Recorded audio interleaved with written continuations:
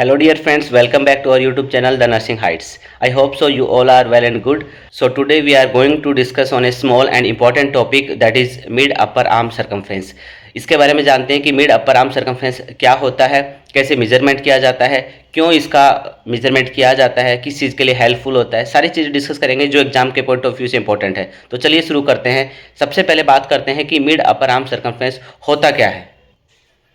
देखिए नाम से पता चल रहा है मिड अपर आर्म सर्कमफ्रेंस मतलब mid upper arm circumference, upper arm का जो मिड पार्ट है उसकी सर्कमफ्रेंस को मेजरमेंट करना क्या कहलाता है, मिड अपर आर्म सर्कमफ्रेंस कहलाता है। तो अब ये करते क्यों, क्या जरूरत पड़ गई मिड अपर आर्म सर्कमफ्रेंस को मेजरमेंट करने की। बेसिकली ये जो माल नरिश चाइल्ड होते हैं, जो जिन बच्चों का आप कह सकते हैं न्यूट्रिशन स्टेटस है वो अच्छा नहीं होता है, या किसी भी चिल्ड्रंस में न्यूट्रिशन स्टेटस को फाइंड आउट करने के लिए, माल नरिश बच्चों को फाइंड आउट करने के लिए मिड अपर आर्म सर्कमफ्रेंस का यूज जो है किया जाता है। और अगर हम इसकी नॉर्मली बात करें रेंज की, तो सबसे पहले हम बात करते हैं एट बर्थ की। एट बर्थ अगर मिड अपर आर्म सर्कमफ्रेंस की हम बात करते हैं तो 11 to 12 सेंटीमीटर होता है।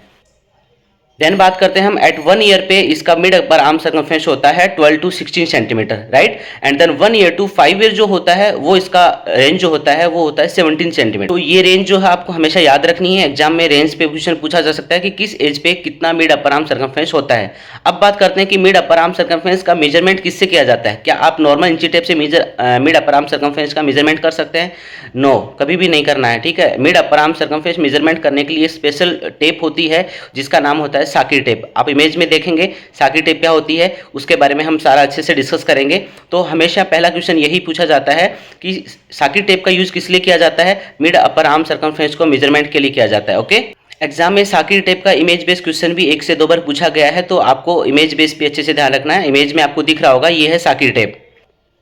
और अब बात करते हैं इसके प्लेसमेंट की कि कैसे प्लेसमेंट किया जाता है। इमेज में भी आपको दिख रहा होगा कि कैसे प्लेसमेंट किया जाता है, फिर भी मैं आपको एक प्रैक्टिकली बता देता हूं। देखिए शोल्डर की एक्रोमियम प्रोसेस होती है, right. एक्रोमियम process of the shoulder and olecranon process of the ulnar bone की ओलेक्रॉन प्रोसेस एंड शोल्डर की एक्रोमियम प्रोसेस, इन दोनों के बिल्कुल मिड के अंदर इसका प्लेसमेंट किया जाता है। तो कई बार नाम पूछ लिया जाता है, तो आपको ध्यान रखना है इसकी एग्जैक्ट लोकेशन क्या है, mid between the एक्रोमियम process of the shoulder and olecranon process of the ulnar bone. तो आई होप सो, और आपको इमेज में भी क्लियर हो रहा होगा कि कहाँ पे इसका प्लेसमेंट किया जाता है। अब एक और इंपॉर्टेंट चीज कि साकी टेप का कब तक यूज कर सकते हैं, मतलब मिड अपर आर्म सर्कमफ्रेंस कब तक साकी टेप से यूज कर सकते हैं। तो इसका राइट आंसर आ जाता है 59 मंथ तक। इट मीन्स ऑलमोस्ट 5 ईयर तक आप साकी टेप का यूज कर सकते हैं मिड अपर आर्म सर्कमफ्रेंस को मेजरमेंट करने के लिए। तो ये चीज ध्यान रखना है, up to 59 month accurate answer है, बट ऑलमोस्ट 5 ईयर। तो अब आता है इसका सबसे इंपॉर्टेंट पार्ट। आपने साकी टेप का इमेज देखा, इमेज में आपने देखा कि 3 कलर हैं, ठीक है। तो आप कह सकते हैं कि साकी टेप जो होती है इट कंसिस्ट 3 कलर जोन। कौन कौन सा 3 colour zone? Red colour, yellow colour and green colour. हमेशा ट्रैफिक लाइट से आप याद रख सकते हैं, ठीक है। 3 कलर जोन है कंसिस्ट करते हैं। देखिए रेड कलर ट्रैफिक लाइट में क्या इंडिकेट करता है, डेंजरस जोन को इंडिकेट करता है। यहां पर भी जो रेड कलर है वो किसको इंडिकेट करेगा, डेंजरस जोन को करेगा, ठीक है। अभी हम क्राइटेरिया की बात करेंगे, लेकिन पहले कलर की बात करेंगे, ठीक है। तो रेड कलर यहाँ पे डेंजरस जोन को करेगा, इंडिकेट करता है। येलो कलर है वो इंडिकेट करता है यहाँ पे कि आप मिड बॉर्डर लाइन पे हैं, ठीक है। अगर आपने ध्यान नहीं दिया अपने न्यूट्रिशन स्टेटस पे, तो वो आप डेंजरस जोन में भी जा सकते हैं और इधर आप हेल्दी जोन में भी जा सकते हैं। तो बॉर्डर लाइन कौन इंडिकेट करता है, येलो कलर इंडिकेट करता है। देन थर्ड आता है इसका ग्रीन कलर, और ग्रीन कलर जो है वो इंडिकेट करता है बिल्कुल healthy status and good status of the baby and childrens. अब आप बताइए कि कैसे डिसाइड करेंगे कि बच्चा माल नरिश्ड है या बच्चा बॉर्डर लाइन पे है या फिर वो हेल्दी स्टेटस है। इसके लिए आपको साकी टेप मेजरमेंट करना पड़ेगा।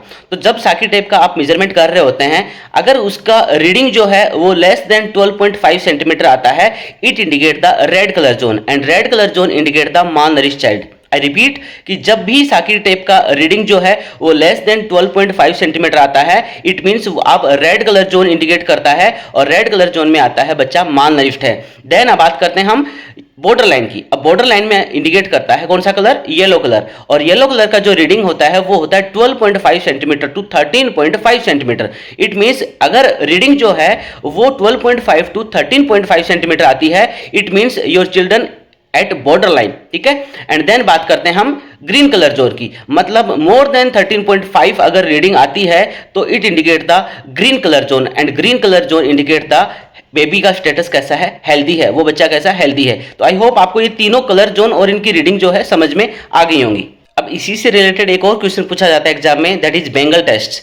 आपको पता है बेंगल टेस्ट क्यों करते हैं? एग्जाम में क्वेश्चन पूछा जाता है, तो मैं बताता हूं आपको। बेंगल टेस्ट जो है वो माल नरिश चाइल्ड को असेस करने के लिए किया जाता है कि बेबी हैविंग अंडर नरिश, माल नरिश्ड और हेल्दी। ठीक है, अब कैसे करते हैं उस पर भी बात कर लेते हैं। एक 4 सेंटीमीटर का डायमीटर का एक बेंगल लिया जाता है। ठीक है, बेंगल वही कंगन जो नॉर्मली होता है उसी की बात कर रहे हैं, बट उसका सेंटीमीटर का डायमीटर जो होता है वो 4 सेंटीमीटर होता है। ठीक है, उसमें क्या करते हैं, सबसे पहले बच्चे के जो डायमीटर का है 4 सेंटीमीटर का, वो हाथ में उसको पहनाया जाता है। अगर वो बेंगल इजिली क्रॉस कर देता है एल्बो को, मेरी बात ध्यान से सुनना, अगर वो बेंगल इजिली क्रॉस कर देता है एल्बो के इस एंगल को, तो इसका मतलब माना जाता है बेबी हैविंग माल नरिश्ड। और अगर नहीं कर पाता है तो इसका मतलब होता है बेबी हैविंग हेल्दी, मतलब बच्चा माल नरिश्ड नहीं है।